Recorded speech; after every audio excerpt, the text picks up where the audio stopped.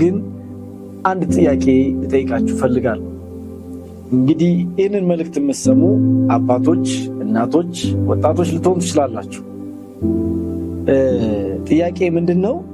ከተወለዳችሁ እስካሁን ቀን እስካሁኗ ይህንን መልእክት እስከምትሰሙበት ቀን ድረስ ለተናገራችሁት መልካም ጥሩ ቃሎች 10 ብር ይከፈላችሁ ብትባሉ፣ ልብ አድርጉ፣ ለተናገራችሁት መልካም ቃሎች ከተወለዳችሁ እስካሁኗ ቀን ድረስ ለተናገራችሁት መልካም ቃሎች 10 ብር ይከፈላችሁ ብትባሉ፣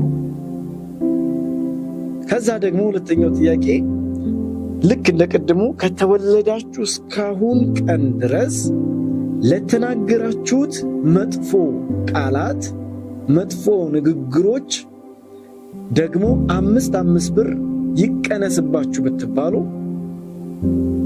ሀብታም የምትሆኑ ይመስላችኋል? ባለጠጋ የምትሆኑ ይመስላችኋል? ምን ይመስላችኋል?